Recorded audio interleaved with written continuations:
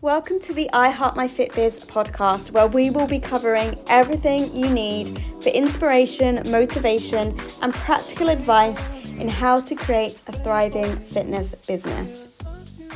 Welcome to this week's podcast. Today we have the lovely Esther White. So I'm going to just literally hand over to Esther to explain who she is and what she does and everything she does. But today's podcast episode is really about managing, kind of wearing different hats in your fitness business or in your fitness career. Maybe you are a part-time fitness instructor and you do lots of other things as well. So we're really going to focus on that in this week's episode. And whenever I have a guest, I'm so excited to have a guest to just bounce things from it and have like a flow of conversation instead of just me talking. So we probably go off in different tangents and things like that. But today we're really going to focus on the kind of multitasking fitness pro. So I'm going to hand over to Esther and just let her explain who she is, what she does, and a little bit about herself and her fitness career as well. Hello, Esther. Hi, Charlotte. Well, thanks for the intro and thanks for inviting me on. It's a pleasure to be here. So I'm Esther White, and I wear lots of different fitness hats for sure, and also some other non-fitness working hats as well, which is a bit of a challenge. So I'm probably known for my power hoop hat. So I'm a master trainer for power hoop and a presenter for them. It's a great brand, we're really growing, and I'm also their business manager as well, so I'm responsible for sort of liaising with the wider fitness industry to promote power hoop. And then of course I run my own Group X business, so I jump around several times a week. I don't only teach power hoop, I teach a couple of other licensed packages as well, plus all the good old freestyle stuff that we do. And I'm in-house and out of house and jumping around during the week. I'm also a PT. So yeah, that makes for a very busy fitness career in of itself, because I'm not only sort of promoting my own business, and I'm very fortunate that my business has got to a place now where I run a subscriptions model business where everything is full and I don't really have to do much promotion, luckily. But obviously I'm always hustling for power hoop, and I'm always looking for new things to do and learn as well. So I'm a bit like a sponge in terms of knowledge. But I also wear another working hat as well, which I know many people in the industry will do, which is quite interesting. Back in the day, I'm pointing with my finger even though we're not on camera, which is interesting. But in the past, I spent 20 years working in the City of London in a big sort of cat marketing job. So my journey into fitness was when I left my big fat sort of cat job and did my exercise to music qualifications. But I was lucky because I dragged all that marketing experience with me, which helped me set up my business. And I still work as a sort of marketing consultant. I'm a copywriter, I'm a digital marketer, and that keeps me occupied as well. So I have a really interesting, I think they call it a portfolio career, where you juggle lots of things at once. And I also, previous to working in the city as a marketer, I did a degree in languages, so I still teach a little bit of Spanish as well. So there we go. So I have lots of hats, as you can see. Yeah. The primary one and the main sort of, the main love is obviously the fitness piece, and that's what keeps me most occupied. So that's at least 70% of my time, and then the other 30% of my time is, writing. I work with a really exciting marketing agency. And then keeping my toe in with teaching Spanish as well. So hopefully that's a little bit of an overview of who I am and what I do. Yeah, fabulous. I think it's so interesting because I think we are, as fitness professionals, maybe it's the type of people that we are even before we become a fitness professional.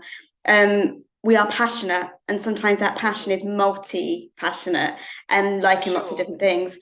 But like you said about your previous career, what, just an off kind of random question here, but what made you decide to go into fitness? Because a lot of people do make that transition where they've been in a completely different career and then they've transitioned into fitness. What, for yourself personally, made you want to do that?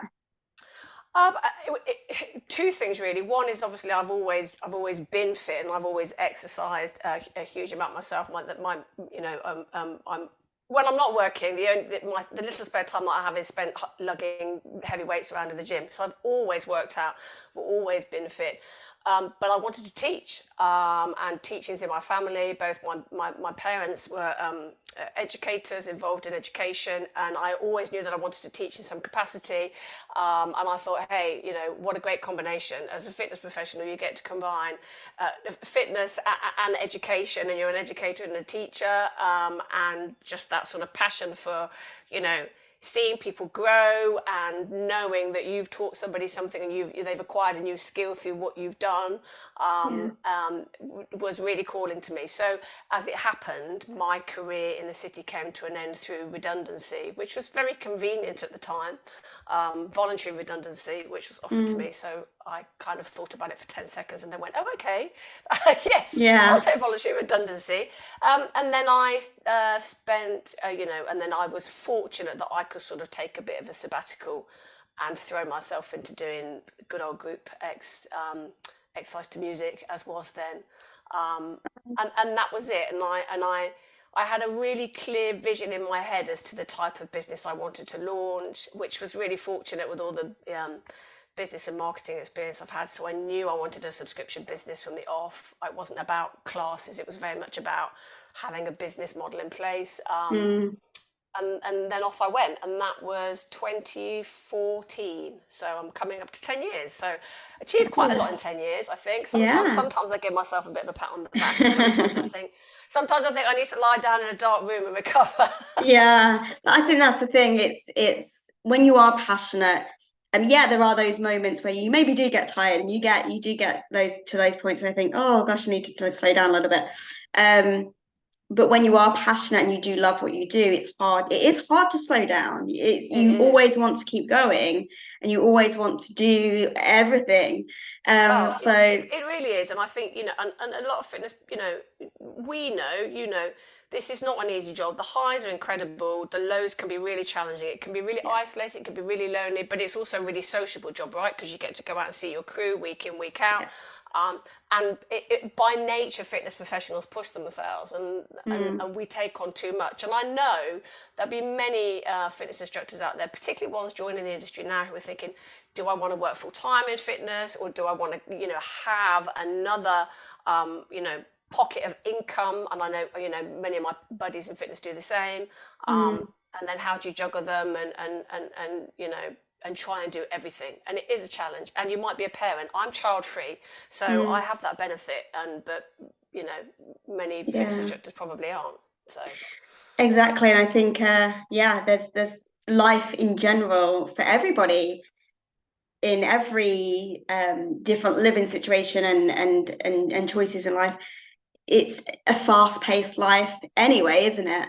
And so yeah, I think when you true. add in things like, kids and different jobs and different careers and it's sometimes really overwhelming generally, let alone running a business and doing a business that does require you to have some energy to Yeah, do absolutely, that. absolutely. Yeah, there's no I'm feeling a little bit tired today. You've got Yeah, to go to class. It's almost like getting on stage every time. You've got to go yeah, out there. You've got to deliver. absolutely. It's Yeah. yeah. Yeah. So how do you manage, um, first of all, how do you manage working in um, different careers, so multiple kind of sectors? So you've got your fitness stuff, you've got the power hoop stuff, you've got your marketing, you've got your Spanish, you've got lots of different Mm. aspects to your career and what you do. How do you manage? Like, do you have like a schedule? Do you have allocate time? Do you have a lot of time management things in place? Like, what does that mean like for you when you're trying to do everything, when you're trying to do those different things? And also, do you kind of actually put a fitness hat on and think, right, I'm a fitness instructor today and I'm marketing the next day? And how do you run that? How do you manage that? There's a definite pattern to my week. So I I'm definitely a creature of habit, and I like schedule. I really do like schedule, and it's hugely beneficial. So there's a definite pattern to my week. So on certain days of the week, um, what I try to do is not mix up too many different strands in one day. So, for example, Mm. on Tuesdays, I teach in the morning and I teach in the evening. So I don't then try and come home and, write a press release or something. I try to leave that whole headspace for fitness stuff. I'll go Mm. work out in the afternoon, I'll come back. Um, on other days of the week, such as Wednesdays, for example, I have no classes deliberately. So that's very much a day when I'm at my desk and I'm writing, or I'm doing, I've got my business manager hat on for Power Hoop and I'm on the phone or promoting or what have you. So I definitely try to, and I want to say compartmentalize, but I hate that expression. But I try to keep I try to keep similar tasks and activities in on the same days of the week. Yeah. But it has been a bit of a battle to do that, because, as you know, if you're trying to, for example, in fitness, if you're trying to create choreography or you're trying to learn something, to then Mm. suddenly rush off and have to do something else, you have to get yourself into that headspace. So there's often very little wiggle room, shall we say, and it's funny because self-observation, I'm not very good with spontaneity unless it's planned spontaneity. So there's a difference, right? Yeah. There's spontaneity when someone comes, hey, let's do this, and I'm like, oh my god. Or there's planned spontaneity, which is, oh, we might be doing this, so it's kind of half scheduled. Yeah. So if something suddenly appears in my inbox or in my week that I'm kind of not anticipating, it can throw me a little bit. But I definitely think my big tip number one would be to try and not wear too many hats on one day of the week. Yeah, to try and cut Yeah. yourself a bit of a break and give yourself a bit of a chance of success. The other thing is I absolutely swear by paper diary. I know we're not on screen, but hold it up, and it's really old fashioned, but absolutely, if it's not written down, I won't remember it. Yeah. It sounds so daft, and I won't name them, but I was talking to another, fitness professional who we both know, who said exactly the same. If she doesn't have a fitness diary in place, she doesn't have a diary in place, she's going to fall off a cliff at some point. Those two pieces definitely, and I think the third piece, which makes a difference, is to really, if I don't get everything done on one day that I'd set myself to do, I really just don't beat myself up about it anymore. I'm like, Mm.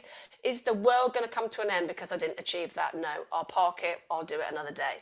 Um, so to not overextend myself. But Yeah. again, I'm in a child-free environment. There's only me and my partner and an elderly cat to consider. I Although love your cat on your posts on social media of your oh, cat. I know. Seriously, well, I had two cats, so sadly we lost one a couple of months ago, which is horrible, and they're Mm. 20. But my cats became really famous during lockdown because Yeah. they kept breaking into the room whilst I was zooming. I'd be like, doing a glute bridge, and the cat would come underneath me or something. Um, but yeah, it's I have to be organised for sure. There's not much wiggle room, but it is doable. But I Yeah. think the big thing is to not have a day when you're going, right, I'm going to do this, then I'm wearing a fitness hat, then I'm at my desk, then I'm try and keep like-minded activities on the same days of the week if you can. And Absolutely. that helps for me. Yeah. Um, No, I completely agree. I'm literally just rescheduling my week because again, my fitness business coaching is becoming more and more and more. And when I very first started fitness business coaching, it was very in between things, in between classes, in between here and there. And actually now it is at a point where it's like even though it's fitness based, it's very much like I can't go from one to the other. It yeah, has to be either a teaching day, a fitness day, an online fitness filming day, or it has to be a fitness business coaching day. yeah, And again, it's having that them separated, and that again might be different things for different people. Does help. Now, what would you say in terms of if somebody couldn't separate? So say like it's more like it's separating kind of obviously it's harder to separate kind of life, but if it's more of uh, they teach in the day and they work in the day, they teach in the evenings, their fitness is very much a part-time thing, a hobby, but and they teach in the day, but they want fitness to be a full-time thing. So it's very hard to then again, be at work all day, being somewhere where maybe you don't want to be. It's And really difficult. yeah. So do you have any advice like that? Have you been at your, I don't think you have been in a situation where you've been working full time on a different career and teaching part time. Have you experienced that? Or what advice would you give if it is very much there is no choice but for me to do both in the same day?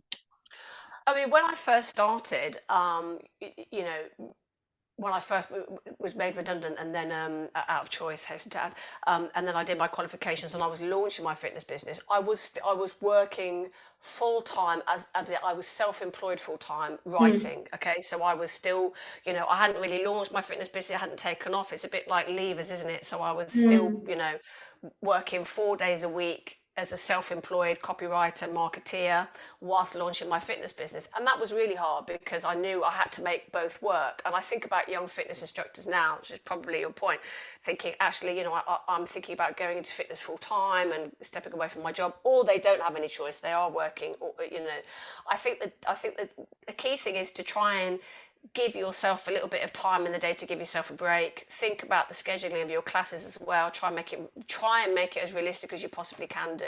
You know, one of the big things I see is that people are out every evening of the week teaching, and in the long run, your body's not going to thank you for it, and your mm. lifestyle's not going to, you know, it's not. You're going to wear yourself out. I would at one point I was teaching Monday, Tuesday, Wednesday, Thursday evenings and working, and it's incredible. And I know some people have to do that because they have to earn a living. But if you are able to carve out something where you say, actually, I can maybe adjust the start of my class time so I give myself a bit of a break. You know, do I need to do 3 consecutive evenings? Just thinking a little bit about how you can be a bit smarter with your time. The other thing I think about as well is that I think, when am I most productive? So if I do have to fit lots of things into one day, if I need to be creative, am I going to be creative in the morning or in the afternoon? And recognizing, and you probably get this as well, you know, when's my brain most productive? And I find Mm. early in the morning, bizarrely, I'm really Yeah, productive. But me too. yeah, I try to cut in lots of breaks in my day if I'm when I was doing that, when I was working full time, and all the rest of it. But I would think, I would, you know, think about which days you want to teach on. You know, do you need to teach at the end of a day when you've had a full day in the office? Can you make any adjustments here and there? When are you your most productive? But it's difficult. It's really, really difficult to Mm. juggle. It's really, really difficult to juggle everything and schedule that. In terms of people going into fitness business full time, I mean, you know, I couldn't comment on that. I always found that I wanted to sort of de-risk it a little bit, because we know how hard it is to make your career completely from fitness, right? Yeah. Um, and fitness doesn't necessarily have to mean that you're jumping around teaching, right? There's lots of elements to fitness, as you know. Mm. I've got my assessor certificate last year as well, so there's lots of ways you can be involved in fitness that don't necessarily have mean that you're jumping around all the time. Um, Absolutely. but yeah, I feel for, you know, working all day and then going out in the evenings. It's tough. I've done that. I know what that's like. You're at your Mm. desk.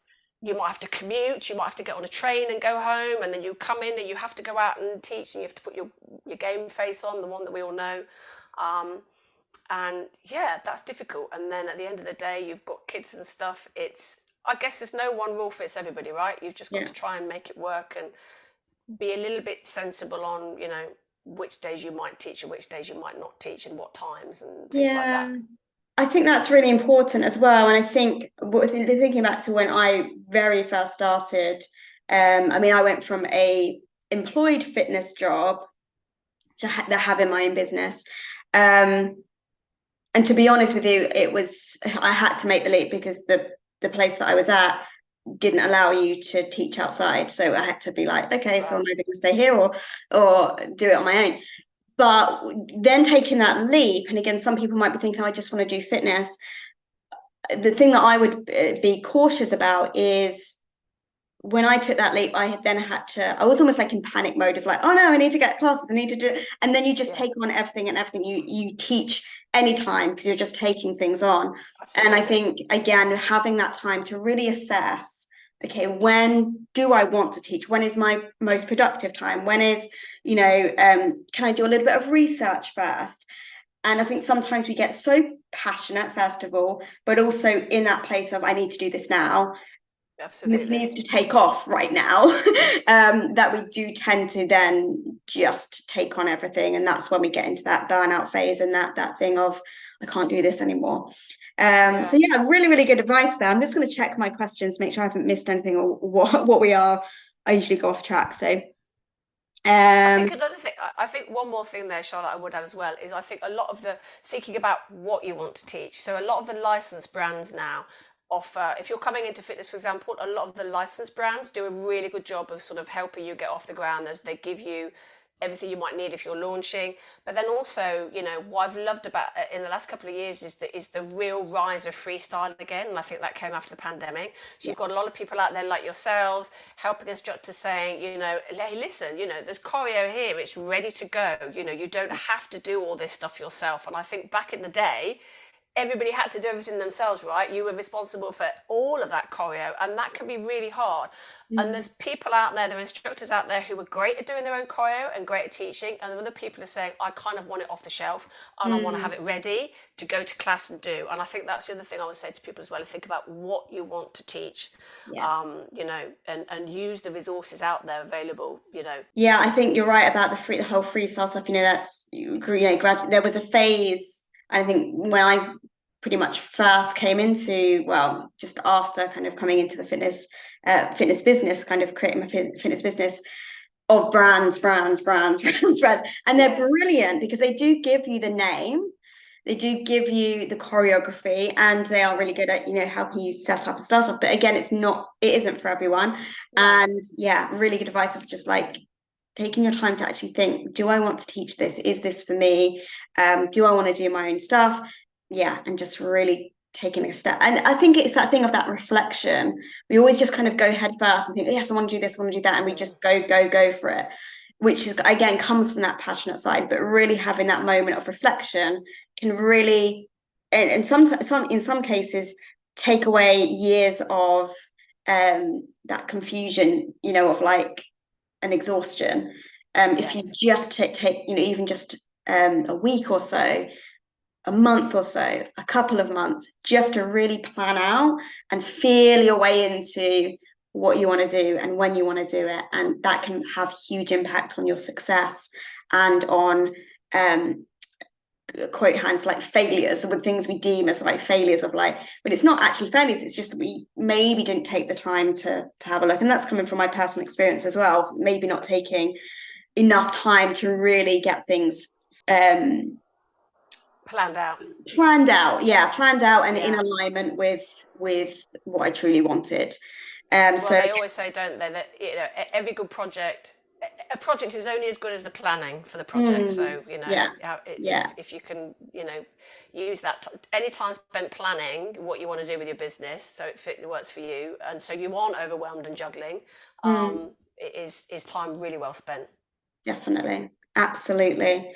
um Yeah, so let's talk about the day-to-day running, all those little things that we need to do. So we obviously know that fitness professionals, we love teaching, we love being in the element of helping people, teaching the classes, helping clients.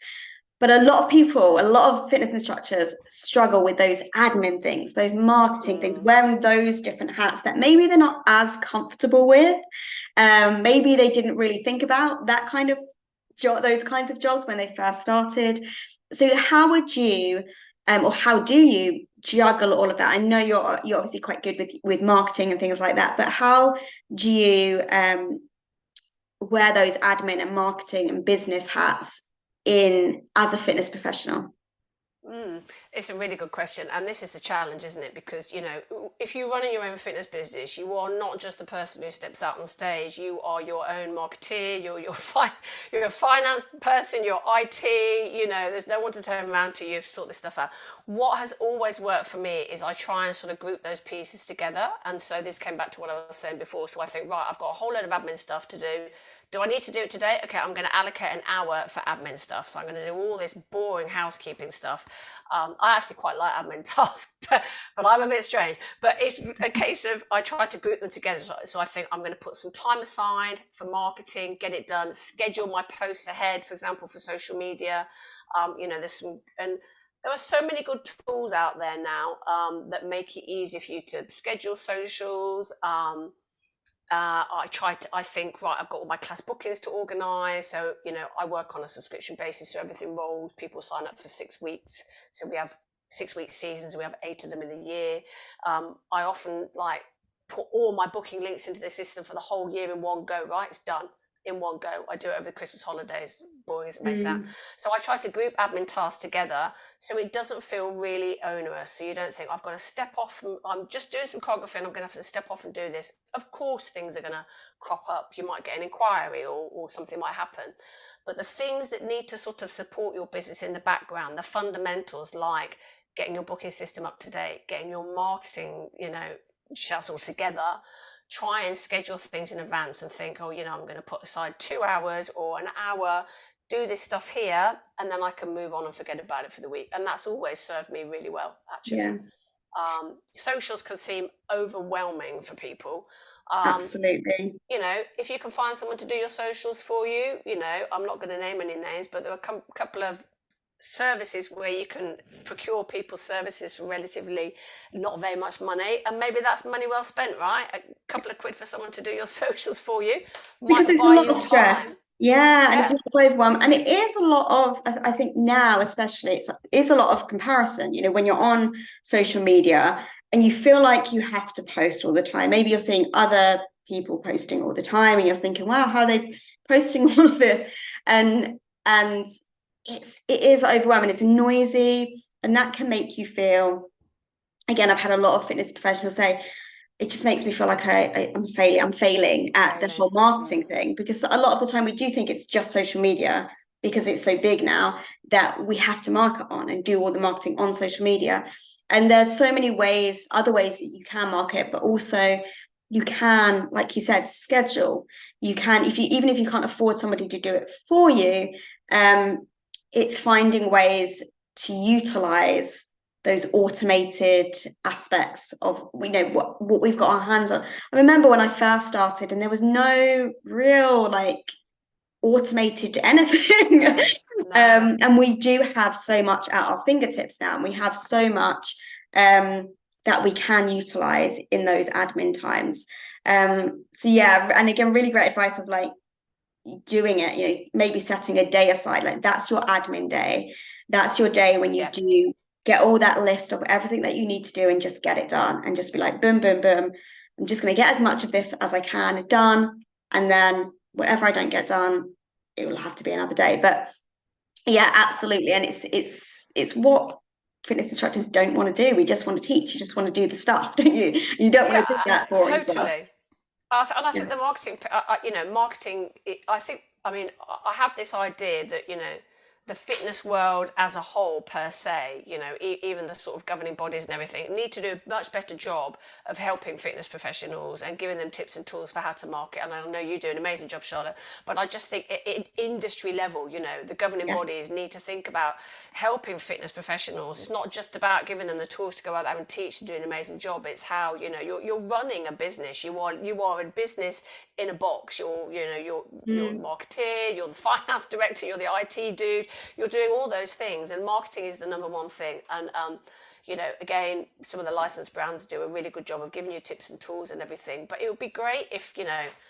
I'm not going to name any names, but some of the governing bodies had courses you can sign on to, which is, how can you just giving people tips and tools and things like that, because it can feel totally overwhelming, and that feeling of failure and that comparison piece and that whole imposter piece is horrible. And I think it's so prevalent in the fitness world.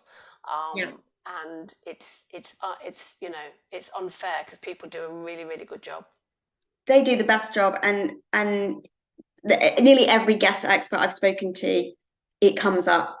And even people you think, wow, I didn't realize you felt that way as well. But this imposter syndrome, this feeling not good enough, this feeling of again, just not being good enough, not be failing in some way, it's huge in a lot of fitness professionals. And like you said, it needs to be that at qualification level, there almost needs to be a whole module of these are your options. You can work in a gym, you can have a business, and if you're having a business, start it this way, and this is what you can do.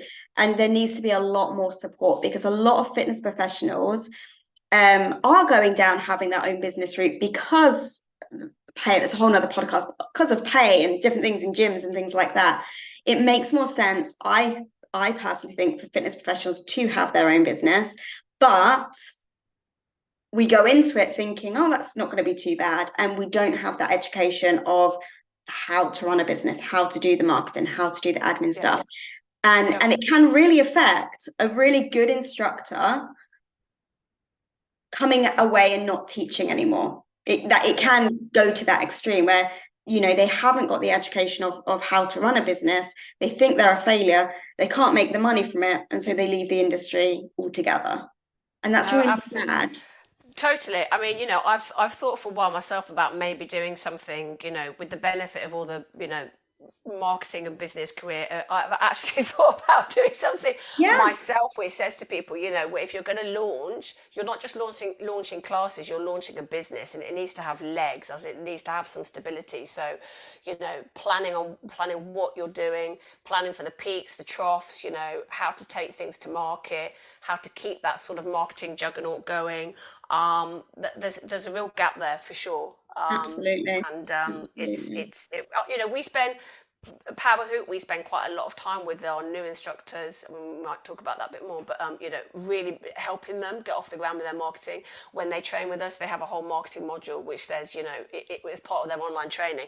But as you said, I think at qualification stage, when people are coming into the funnel and they're doing their Group X, that is something that could be, is really important. And it's so different now to how it was even a couple of years ago, Yeah, pre-pandemic. So always changing as well. Yeah. So yeah, let's talk about the, power hoop and how you can help instructors. What is power hoop? Anything else you want to chat about in terms of how you can help fitness professionals? sure. So power hoop is a weighted hoop workout. It kind of sits in it was in the exercise to music sort of category. We we were previously well known, and then the pandemic we had a little bit of a dip, so we're coming back again now. But it's a really unique class. So most people kind of say, oh, it's just conditioning, but it's not. It ticks all the boxes. So you're gonna, in a 45-minute class, you've got weighted hooping mixed with cardio, mixed with HIIT, mixed with toning. We've designed our own hoops. They're award-winning hoops. There are loads of hoops, weighted hoops out there on the market. I'm not going to speak to any of them, but our hoops have won fitness awards. It's a multidisciplinary fitness tool, so you can use it to train your shoulders, your back, everything. And we have a very particular style of hooping, which means you hoop equally to right and left. There you go, my teaching hands, right and left. It's a fantastic workout, and we need instructors. It's great to teach because there's a real progression. So when people start hooping, it's a bit like starting yoga or starting Pilates. They're starting on their power hoop journey, and they're probably going to stick with it. So of all the class disciplines that I teach, I have people hooping with me now who've been hooping with me for 8 or 9 years. Hands down, the longevity and the loyalty and the retention is incredible because people love it. And we just don't have enough instructors. So, we're not a huge brand. We're not a club size. We're not a boogie bounce. And I love both those disciplines, and I teach them myself. We don't have that huge, business model in place, but we are growing, and we're really, really passionate about what we do. And so in the last year, myself and the other MTs have been out and about presenting. We're getting more well known again, because as I said, there was a little bit of a dip in the pandemic, as there probably were for lots of fitness brands. Yeah. You can train online.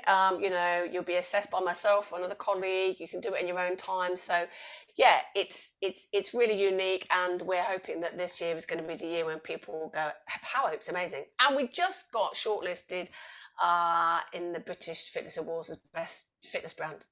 So that's really Fabulous. exciting. We'll Yeah, put the that's really, link really in exciting. the show notes as Yeah, well. Yeah. that'd be fantastic. Yeah. I was So gonna say and it is really unique, and it's, if you are looking for a different class and something that isn't anywhere else, in the community or at your local gyms, it's a really quite a unique class that people, again, will probably think, oh, I'm just going to try that, and then probably get hooked Oh, and it stay does. with it. That's absolutely what happens. I mean, I've been teaching out in the community for all these years, and now with my master trainer and business manager hat on, I'm sort of schmoozing some of the big gyms, and I've just started teaching. Now I started teaching at my local Nuffield because I'm a member at Nuffield. I had one class, and then after 4 weeks, I added another class, and then I went and did some master classes at two other branches in Nuffield, and in the space of 7 weeks, I've now got four classes. And the gym members are absolutely loving it at Nuffield. They're like, queuing out the door, and Nuffield are going, how can we roll this out? So that's really exciting. Absolutely. Yeah, so it's power hoop is the way to go, and I love it. We have a really, really great team. We have some fantastic instructors, the head office team. Everybody's really passionate about what we do. So it's Brilliant. that keeps me awake at night. That keeps my brain whirring on top of everything else, which is what else can I do? It's brilliant. I'm going to put all of the links in the show notes, and I'm also going to shout about it when promoting this podcast episode as well. What I also do Thanks, Charlotte. is put all the links in the fitness business directory that I've got on my website. So again, that's filling up with lots of different resources for fitness instructors and fitness professionals. So we're going to try and get the word out there with Power Hoop for you.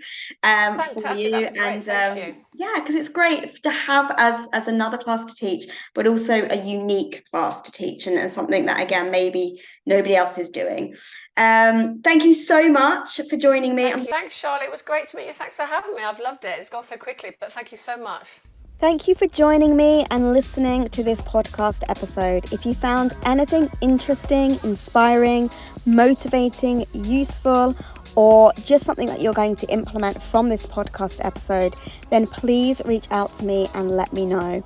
I love to hear your stories, and I'd love to hear how this has helped you and what you're going to implement. It's my aim and my passion to help fitness business owners build thriving fitness businesses, but also to build a fitness business without burnout and exhaustion, because that's where I found myself a few years ago, and I wouldn't wish that on anyone. So if you need help with your fitness business, whether it's transitioning online, building your classes to fully booked, marketing, having a website and an app, or mastering social media, I think I can help. I have free resources to get you started.